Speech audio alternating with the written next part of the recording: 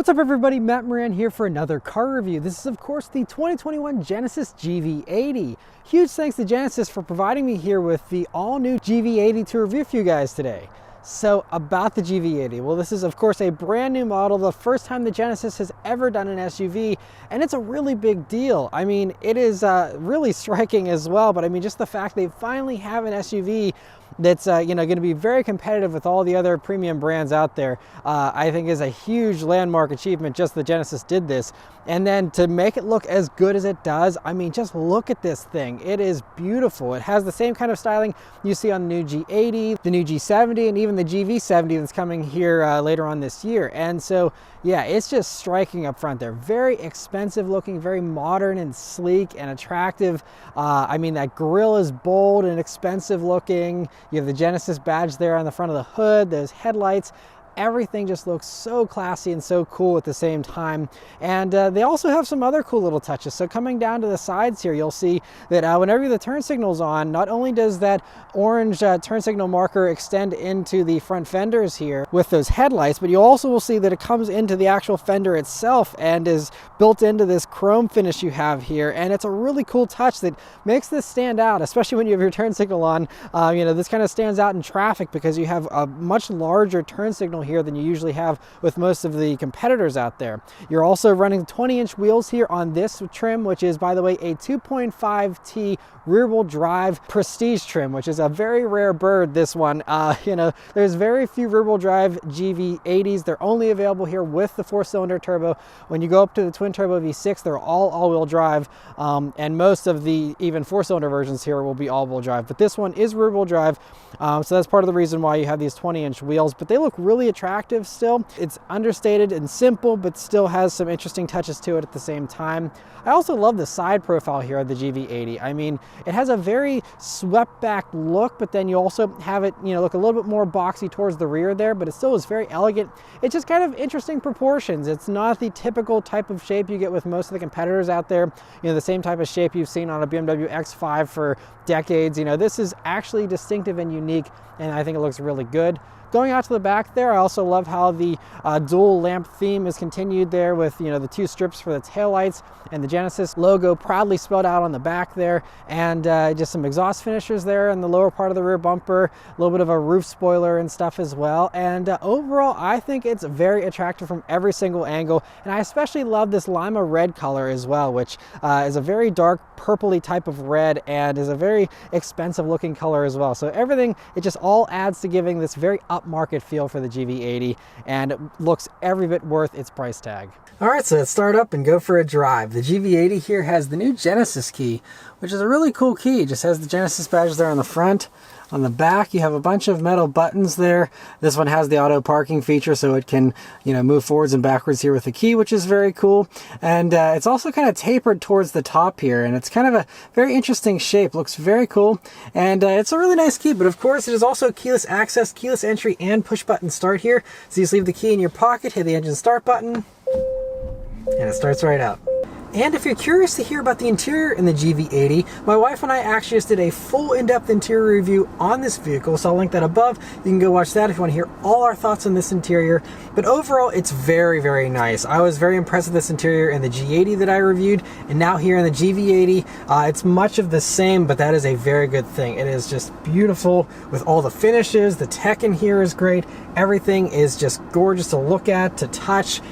It's just fantastic, but definitely check out that video for all the details. Alright, so setting off here in the GV80. So, the first thing that I think I'm noticing is actually the steering. It's a little bit heavier. Now, when you're up and moving, it's a little bit lighter, but whenever you're at low speeds and stuff, it actually gets kind of heavy and a little bit unusual there. Usually everything in this segment is a little bit lighter, but it's okay. It still just has a weighty, but kind of luxurious feel to it, so I don't mind it too much. Other things though, the visibility is spectacular here in the GV80. I mean, you're sitting up nice and high here, of course, like you do in most SUVs. But you have excellent visibility, a very super thin A-pillar. You even have a little window here at the A-pillar, but I mean, Forward visibility is second to none, I think, in this segment. I mean, it is really, really good. View out of the sides is good with these large side windows, and then view out of the back is also really good with there's a very large window there. Frameless rearview mirror looks really nice too. And so as far as all that's concerned, you know, very easy to drive the GV80. This Prestige trim also has a 360 camera, which is great, and so that allows you to get a really good view of everything around you. It has this automated parking feature as well, which certainly will help in tight spaces if you'd like. And there's lots of other safety tech, like it has reverse automatic braking, so if you know it sees something behind you that's when you're going at low speeds, you know it can't apply the brakes. So lots of great safety tech to make sure that you know, it helps you out as much as possible here with driving the GV80. As we're leaning onto the brakes here, they're nice and responsive, and they don't take too much effort or anything. They just feel really good, and yeah, I like the way those feel a lot. And another thing that feels really good is throttle response, actually. So that has a nice and pretty immediate feel to it, and you know, so even when, there's a sport mode that'll sharpen it up if you want, but even in the normal mode here, this engine is really nice and torquey. They say it actually makes peak torque at 1300 RPM, so I mean, it doesn't take a whole lot to really get this thing moving pretty nicely. Another thing that's really impressive about the GV80 here is just how quiet it is in here. So I mean, you hear the engine a little bit, but still so quiet and serene in here. Very luxury car in its you know, quietness, I guess. It is just very impressive. And this isn't even the quietest version. The V6 version actually also has active noise cancellation, which will make it even quieter. But this one, as it is still, you know, plenty quiet in my opinion, and to have no issues with that. And it's also a nice smooth ride, even though this also has a simpler suspension than the V6 version, which has an automatic adjusting suspension. This is just a more simpler setup. But anyway, I'm gonna go ahead and put it up into the sport driving mode, and let's turn down onto this back road here and see how it does. Here we go. Okay, took it a second, and it takes off very nicely. Yeah, this thing gets up and moves pretty well. Yeah, I'm pretty happy with it. This 8-speed automatic transmission is also, you know, being eager with giving me the power, and this engine, you can really feel when that boost starts cooking. It's a punchy motor. So it's the 2.5 liter turbocharged 4-cylinder engine that Genesis uses. It does 300 horsepower and 311 pound-feet of torque, and 0 to 60 time, car and driver clocked an all-wheel drive 4-cylinder model at 6.1 seconds. This rear-wheel drive version I'm driving here is most likely very similar in its 0 to 60 time, and so yeah, I mean, it feels every bit, you know, that 6 seconds 0 to 60. I think it's pretty strong feeling. And I also have to say that even though this vehicle is only on all-season tires and it's rear-wheel drive, and I'm reviewing this when it's 28 degrees outside, it still did not have any wheel spin issues. I didn't even see any traction control lights come on or anything like that. It put the power to the ground very well. Now, I did try and go up a snowy hill in this before I actually knew it was rear-wheel drive, because it was labeled as an all-wheel drive one. And so I hopped in, I was like, oh, I'll go up this snowy hill the first night that I had this vehicle, and it would not go up it. So if you're gonna ever encounter snow, definitely skip the rear-wheel drive version, go for an all-wheel drive one. But if you live in a place that you never have any kind of bad weather or anything, this rear-wheel drive version will be great. You save yourself a little bit of money, and that's all good. So just one little thing to note there, though, that there is no snow mode here. It does have a hill descent control, even in this rear-wheel drive version, so that'll help you if you try and do some type of, you know, I guess off-road type driving, although it's going to be, you know, fairly limited as far as what you can do with that. But anyway, other things here. So we're on a little bit of a rougher road now, and listen to how quiet the road noise is still. You know, doing like 30 miles an hour. You know, you hear a tiny bit, but it is really refined. Again, very luxurious. I still feel like I'm like talking too loudly in here because of just how quiet it is. It's really impressive how they've just refined it so much. And I'd love to try the active noise cancellation in the V6. But anyway, we're coming up some corners here, and let's see how the GV80 handles here in its rear-wheel drive trim. Diving into a corner. Okay, so you feel the weight. It feels definitely weighty. I think maybe the heavy steering is also playing into that a little bit. But this is kind of reflecting what I kind of noticed with the G80 as well, where they're kind of tuned for luxury more so than sportiness, especially here in these 4-cylinder versions. Since you don't have any kind of adaptive suspension or anything, you're kind of limited. But you know what? Coming out of that corner there, it still put the tire down really well. And since I'm in sport mode, it was just staying right on that boost. So it was ready to slingshot me out of that corner. So it is very dynamic in that way. And, you know, as long as you're cognizant of the weight, it's not terrible. The weight, by the way, for a rear-wheel drive version here is about 4,700 pounds. You're going to be about 115 pounds heavier for an all-wheel drive version. So those are, you know, a little over 4,800. So, you know, they're on the heavy side here. But it definitely, yeah, it's something you have to work it through a corner. And this would not be my first pick as far as, you know, a luxury mid-size SUV going around corners. You know, but it's fine. This is, again, a luxury car, first and foremost. I don't think anyone's going to be trying to drive this like a sports car. If you are, you're most likely going to be better off going with the twin-turbo V6 and its suspension. That vehicle actually has cameras that monitor the road ahead, and they can pre-adjust the suspension for those potholes and, you know, whatever kind of road you're going to be on.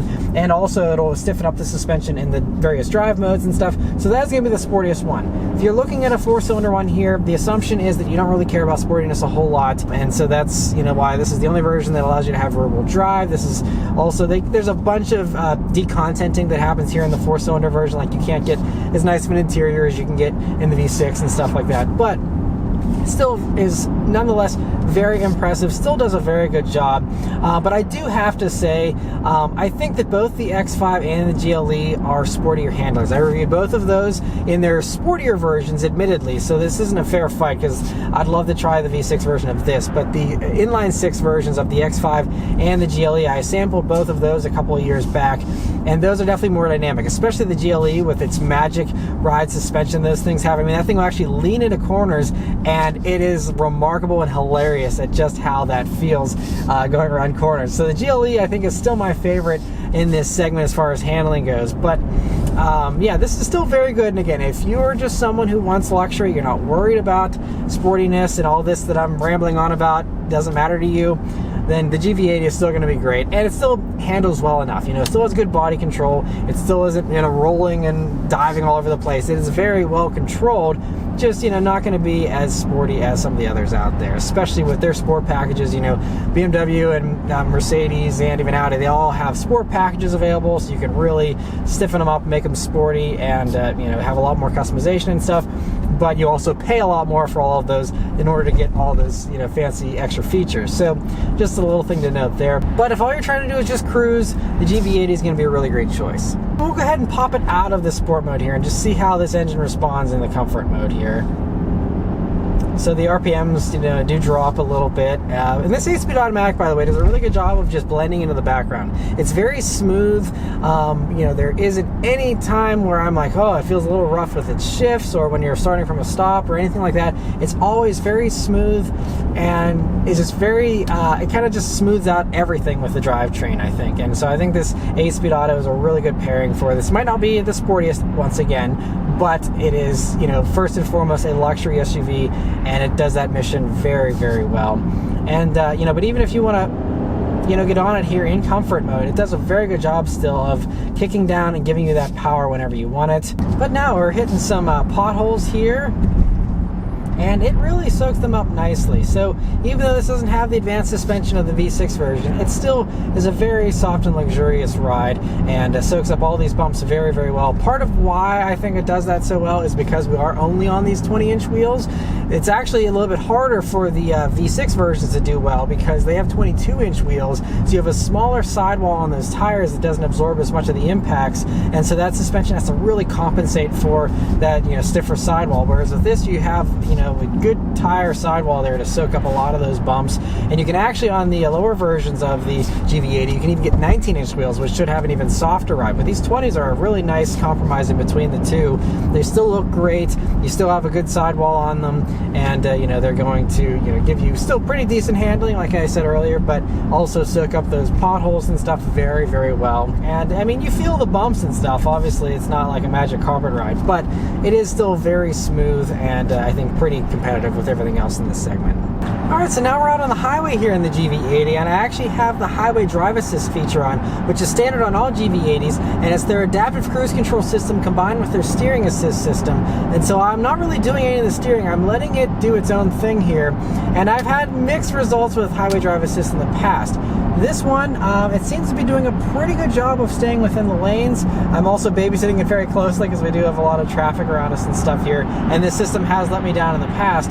But in this one, it seems to be working very well. So, it's going to track those road lines and try and, keep you centered in your lane. Now, obviously, you still do have to have your hands on the wheel, be paying attention, and provide a little bit of steering yourself every once in a while, because it will detect a lack of interaction on your behalf and will force you to take over, if it notices that you're not doing enough. But I'm basically just hovering my hands here, letting it do the steering for me. And it's doing a very good job. So I'm actually pleasantly surprised, because the G80 let me down just a few weeks ago with its system, and I think that also had the second iteration of this system. So it's just kind of hit or miss with my experience with the Genesis models, and even Hyundai and Kia, they all have this highway drive assist feature. In this, it actually is working well though. So the GV80 so far has done a pretty good job. It's taking these corners in Western Pennsylvania on our highways. They're a little bit tighter than most places elsewhere in the country, and it's doing a very good job. So I'm very happy with it here in the GV80. I will continue to test that feature here and make sure that it continues to work well during the rest of my week of driving the GV80 here. But yeah, so I'm going to drive around here for the rest of the week. I'll continue to test that. I'll also come back and give you guys my final real-world fuel economy, as well as my thoughts on the pricing and anything else that I noticed here in my week of driving the GV80. But I mean, here we are, even just going over, expansion joints and, bridges and roads and all that kind of stuff. It's very smooth here on the highway though. So yeah, it should be a nice, pleasant, and comfortable week here in the GV80. Alright, so I've been driving the GV80 here for a week now, and it's been a really nice week. I really enjoy the GV80. It is so luxurious. I'm really coming to appreciate the solid feel of the GV80. It definitely feels a little more solid, I think, even than like the G80 and stuff. This new SUV architecture just really feels solid, and it's like a bank vault you're rolling around in. I really love it, and it's of course very luxurious as well. I've really enjoyed the lumbar massage here that you get in these 16-way seats. Very nice and relaxing. It's not as advanced as like the Mercedes massage still, in my opinion, but it is nice to have, and better than nothing at all. And so, I mean, just all the luxury features in here are very, very nice, but I think it is also still appropriate for the type of vehicle this is. Like I said, I still think Mercedes does a few things a little bit better than this does, and so that's why the Mercedes is like 10 grand more, which I'll get to in a minute. But yeah, so I mean, I really enjoyed that. I also continue to test the Highway Driving Assist 2.0 system that this vehicle has, and it's better. So it seems to be a little bit better behaved than the past systems that I've tested in other brand new Kia, Hyundai, and Genesis models. And so I'm happy to report this one is a little bit better. Now, it's still lost track of the road lines a lot more than some of the competing systems do. And there were still several times where it ping-ponged and where it just loves going over the shoulder line and like driving on the shoulder on the highway. There was multiple times it did that to me, and I was looking at the gauge cluster to make sure that the green light was on, saying that it was doing the steering assist, and it still was just like, yep, it's doing steering assist right onto the shoulder. I mean, we're talking maybe 6 inches onto the shoulder, not like completely changing lanes on me or anything, but still, this system just seems like it has much lower limits for what it can actually do versus many of the other systems out there that, they will steer as hard as possible, whenever it's needed. Whereas with this, it seems like it's a lot more gentle, which is fine. It just means you can't relax. And I still found myself, always babysitting the gauge cluster to make sure that it actually was doing its assist. But then whenever it even was doing that assist, it still let me down a little bit. So still don't think the system is great. I think I prefer Acura's system, and I think Volvo's system is still one of the top systems in this segment of vehicle. You can get that in both the XC60 or the XC90, depending on whether you need the 2 rows or 3. Both kind of compete with the GV80 here a little bit. But I think if you're looking for a really good adaptive cruise control system with the steering assist, that Volvo one's going to probably be your best pick in this segment, I think. But anyway, so yeah, you know, mixed bag there still, but I think it is getting a little bit better, at least with my experience here, but it still is certainly not as great as some others seem to have with their luck with this system. But anyway, other things here. So fuel economy in the GV80 here. So over my week of driving here, I managed to do almost 130 miles, 128 to be exact, and my fuel economy average has been 19.6. And that average was helped out a little bit by the fact that I was doing a little bit more extensive highway driving in this vehicle to really test this highway drive assist system. So that brought the average up a tiny bit. So the GV80s here are rated at 21 mpg in the city, 25 on the highway, and 23 combined for a 4-cylinder rear-wheel drive version like this. Your combined rating will go down by 1 with all-wheel drive, but that's your only penalty by going with that all-wheel drive system. So rear-wheel drive doesn't really save you on fuel economy or anything, but you know, so I'm still 1.5 mpg lower. Now it is the winter time, so it takes longer to warm up the car and stuff. So, you know, that's about on par. I usually get about 2 mpg less than the city rating in my type of driving anyway, and this kind of falls right in line with that. So, you know, I think the fuel economy is pretty decent, though, when you consider, you know, I'm almost getting 20 mpg in this 4,700-pound luxury SUV that's big and heavy and has all these, you know, features in it and stuff, and it still has a very punchy turbocharged engine, by the way. I'm pretty happy with that, because that also, you know, this engine does compare pretty favorably with like the Mercedes GLE, for example. You know, that has two different engines. That one has like 50 less horsepower than this does, and another has like 50 more horsepower than this does. But there is no direct engine competitor with the Mercedes GLE compared to this. But you know, so some of those, they'll be a little bit slower, but then you can also, you know, save yourself a little bit in fuel costs most likely. But I think this is a really nice compromise. You know, you still get decent fuel economy and you still have very strong performance. And I've really grown to like this engine a lot. It is really well suited to this vehicle.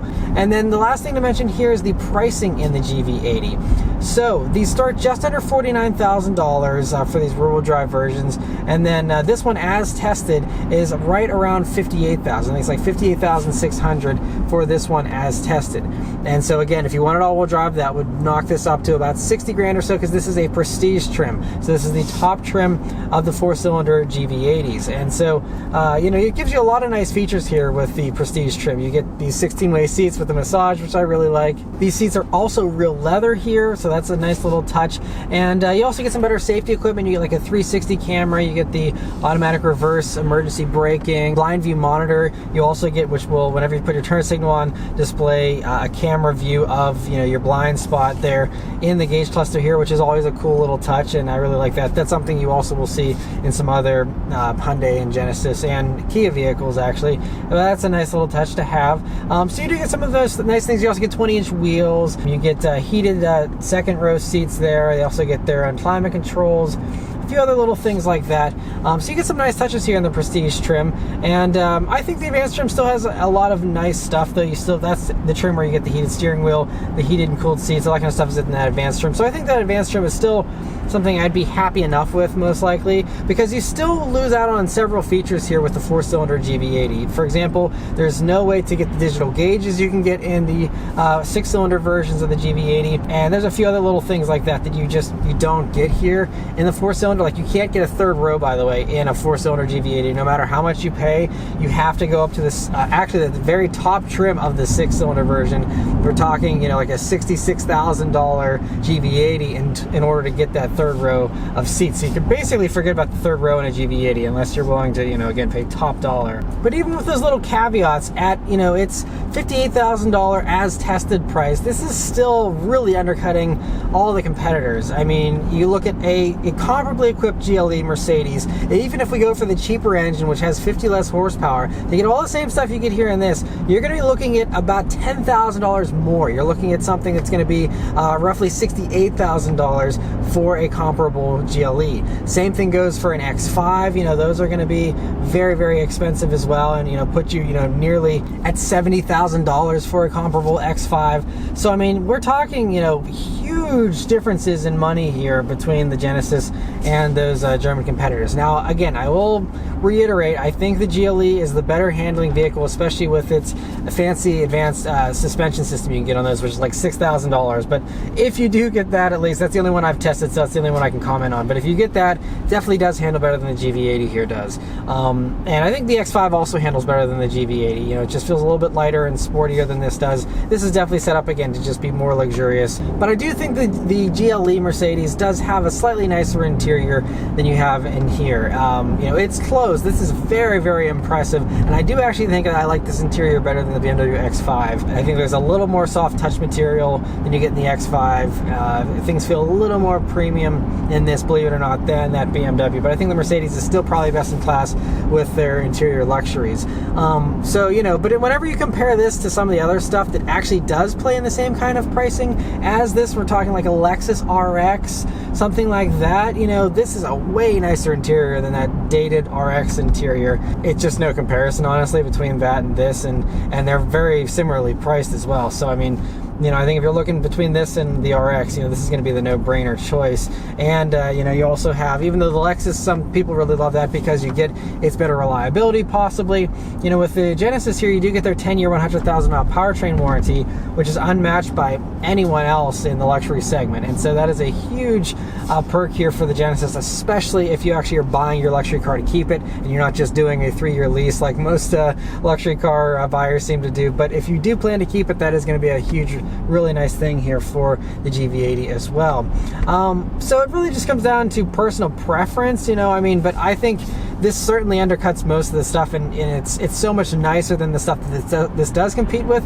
The only potential little competitor I think that you have to the GV80 that might give this vehicle a little bit of a run for its money is the new Acura MDX. The newest MDX is very impressive. I will be reviewing one of those very soon, but that does give you a third row as standard, and you know, that does that for about the same starting price as the GV80 here. So if you are interested in a third row, I check out the MDX, because that's a cheaper way to get into a third row vehicle that still is very impressive, very nice interior and all that kind of stuff.